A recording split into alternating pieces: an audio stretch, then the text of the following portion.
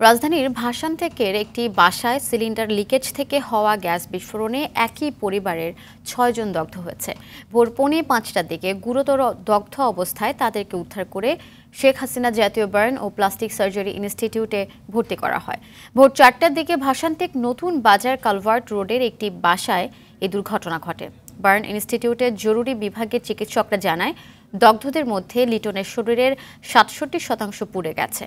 এছাড়া তার স্ত্রী সূর্য বানুর ৮২, লিজার ৩০, লামিয়ার ৫৫, সুজনের ৪৩ ও মেহরুন্নেসার ৪৭% পুড়ে গেছে। তাদের সবার অবস্থাই আশঙ্কাজনক।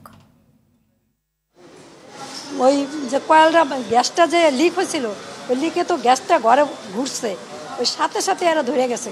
সিলিন্ডারটা হলো আপনার জানালার বাইরের সাইডে, যে পাইপটা ভিতর দিয়ে নিচে রুমের ভিতরে মনে হচ্ছে সিলিন্ডার সম্ভবত ওই পাইপটাই লিক হইয়া গ্যাস হয়ে রয়েছে। যে সময় কয়েলের জন্য আগুন জ্বালাইছে, সেই জন্য ঘরটা ৬ জনই ফ্যামিলি, ৬ জনই পৌঁড়া গেছে।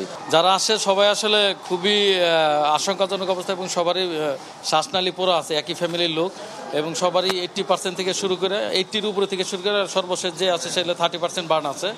তবে এর মধ্যে আমরা 2 জনকে এইচডিউতে পাঠাচ্ছি এবং 1 জনকে আইসিইউতে পাঠাচ্ছি। ফায়ার সার্ভিসের 1 ঘণ্টার চেষ্টায় রাজধানীর হাজারীবাগ ঝাউচরের মোড়ের বস্তির আগুন নিয়ন্ত্রণে এসেছে। বেলা 12:15টার দিকে ঝাউচর মোড়ের টিনশেড বস্তিতে আগুন লাগে। মুহূর্তের মধ্যে আগুনের লেলিহান শিখা বস্তিতে গড়ে ওঠা একের পর এক ঘরে ছড়িয়ে পড়ে। নিয়ন্ত্রণে হাজারীবাগ ফায়ার স্টেশনের 2টি, লালবাগের 2টি, মোহাম্মদপুরের 2টি ও পুরান ঢাকার সিদ্দিক বাজার ফায়ার স্টেশনের 1টি সহ মোট 7টি ইউনিট আগুন নিয়ন্ত্রণে কাজ করে। 1 ঘণ্টার চেষ্টায় নিয়ন্ত্রণে আসে আগুন। এতে হতাহতের কোনো খবর পাওয়া যায়নি। তাৎক্ষণিকভাবে এর সূত্রপাত ও ক্ষয়ক্ষতির কারণও জানা যায়নি। এদিকে চট্টগ্রামের কর্ণফুলী এলাকায় চিনির গুদামের পর এবার এস আলম গ্রুপের তেলের মিলে লাগা আগুন নিয়ন্ত্রণে এসেছে। ফায়ার সার্ভিসের 8টি ইউনিটের 2 ঘণ্টার চেষ্টায় আগুন নিয়ন্ত্রণে আসে।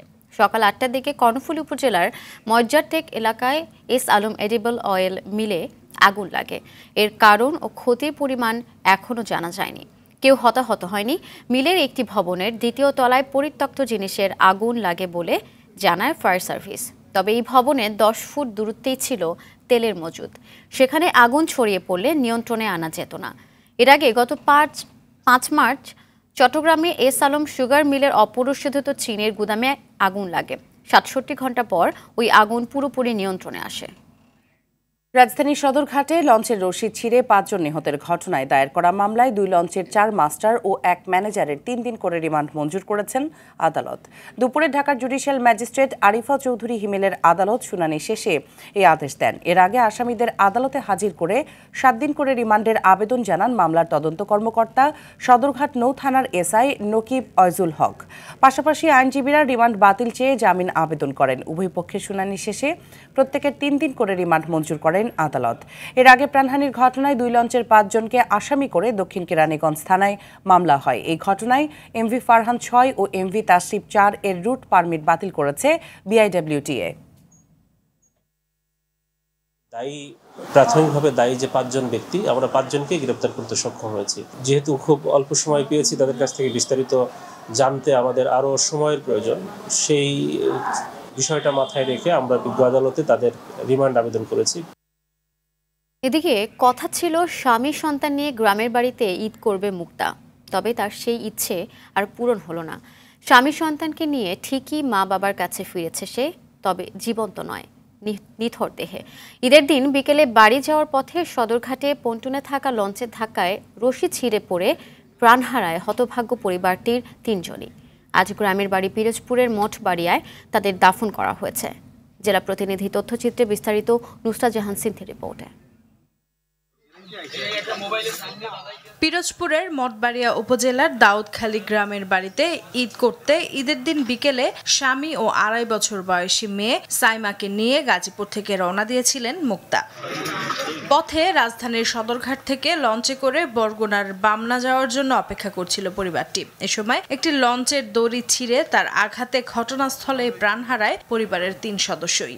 অবশেষে হতভাগ্য পরিবারটি গ্রামে ফিরেছে নিথর দেহে। শুক্রবার সকালে 3 জনের মরদেহ দাউদখালী গ্রামে পৌঁছানোর পর পুরো গ্রাম জুড়ে শোকের ছায়া নেমে আসে। ফ্যামিলি সব শেষ হয়ে গেছে। ওনার দায়াদিও এভাবে, যারা ওনার আত্মীয় স্বজন এভাবেই গরিব মানুষ।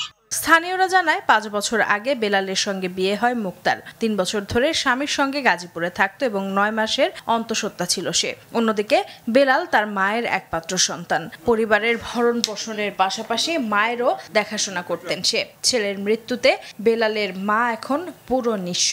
তার বাবার সাথে তাদের কোনো যোগাযোগ নেই, মামা বাড়িতেই বেড়ে ওঠা। আমার বোনরা হেও অসহায়, আপনারা কিছু সাহায্য করেন তাহলে করতে পারেনি।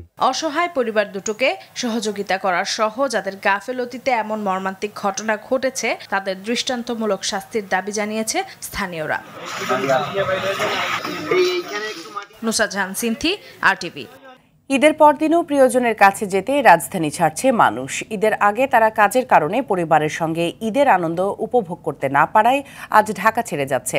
সকাল থেকে গাবতলী সায়দাবাদ বাস টার্মিনালে দূরপাল্লার বাস কাউন্টারগুলোতে ভিড় দেখা গেছে। ঢাকা ছেড়ে যাওয়া এই মানুষরা বলছেন পরিবারের সঙ্গে আনন্দ ভাগাভাগি করতেই তারা গ্রামের বাড়িতে যাচ্ছে। তবে বাসে বাড়তি ভাড়া নেওয়ার অভিযোগ করেছেন যাত্রীদের অনেকেই। এদিকে ঈদের ছুটিতে পর্যটকের ঢল নেমেছে কক্সবাজার সমুদ্র সৈকতে। সকাল থেকে দর্শনার্থীদের পদচারণায় মুখর সৈকতের কলাতলি, সুগন্ধা ও লাবণী পয়েন্ট। এছাড়াও ইনানি, পাটুয়ারটেক, মহেশখালী, রামুর বৌদ্ধ মন্দির সহ সব স্পটে ভ্রমণ প্রেমীদের ভিড় এখন লক্ষণীয়। তাদের নিরাপত্তায় তৎপর রয়েছে ট্যুরিস্ট পুলিশ।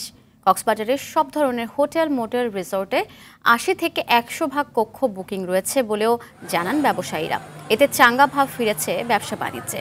এদিকে সমুদ্রের অপূর্ব দৃশ্য অবলোকন করতে দেশের বিভিন্ন প্রান্ত থেকে আসা ভ্রমণ পিপাসুরা ভিড় করেছেন পটুয়াখালীর কুয়াকাটা সমুদ্র সৈকতে।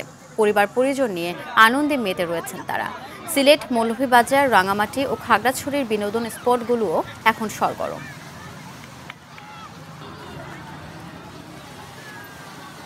পরিবেশ খুবই ভালো লাগছে, দেখতেছি অনেক মানুষের সমাগম, বাচ্চারা খুব আনন্দ করতেছে। দেশে দেখি তো অনেক ভিড়, আরো ভিড় নাকি বাড়বে, তাও আলহামদুলিল্লাহ ভালো লাগছে। অনেক ভালো লাগতেছে। আসলে ঈদের পর তো সেজন্য দেখা যাচ্ছে যে সমুদ্র না, জনসমুদ্র, সমুদ্রের উপরে। বাঙালির প্রাণের উৎসব বৈশাখ 1431কে বরণ করে নিতে প্রস্তুত ঢাকা বিশ্ববিদ্যালয়ের চারুকলা বিভাগ। ঈদের ছুটির কারণে এবার আগে থেকেই প্রস্তুতি নেওয়া হয়েছে। শেষ সময় চলছে টুকিটাকি কাজ। ঈদের ছুটি হওয়ায় সকালে চারুকলার শিক্ষার্থীদের উপস্থিতি না থাকলেও বিকেল থেকে শিক্ষার্থী আর দর্শনার্থীদের পদচারণায় মুখর হয়ে উঠবে চারুকলা প্রাঙ্গণ। এবার রিকশা আর্টকে প্রাধান্য দিয়ে দেয়ালচিত্র ও স্কুল ঘর তৈরি করা হয়েছে। এছাড়াও মঙ্গল শোভাযাত্রার জন্য টেপা পুতুল সহ 4টি বড় কাঠামো তৈরি করা হয়েছে। আমরা তো তিমির বিনাশী প্রতিপাদ্যে পালিত হবে এবারের বর্ষবরণ।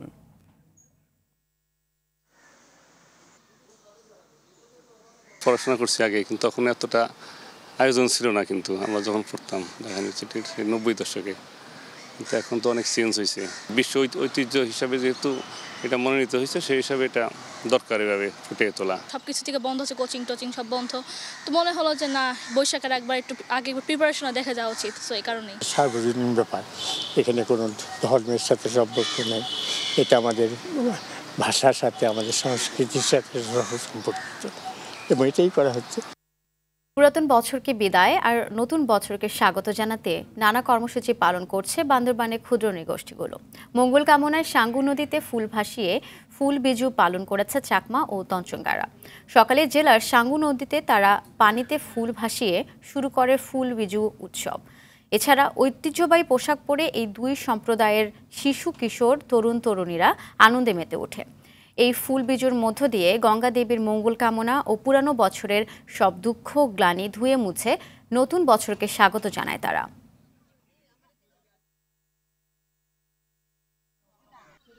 সাবেক শিক্ষার্থীদের নিয়ে বাংলাদেশ জাতীয় ক্রিকেট দলের সাবেক অধিনায়ক ও নড়াইল 2 আসনের সংসদ সদস্য মাশরাফি স্কুলে শুরু হয়েছে 3 দিনের ক্রিকেট টুর্নামেন্ট। নড়াইল সরকারি উচ্চ বিদ্যালয়ের এই টুর্নামেন্টে নিজ ব্যাচ 99-এর হয়ে অংশ নেবেন মাশরাফি বিন মুর্তজাও।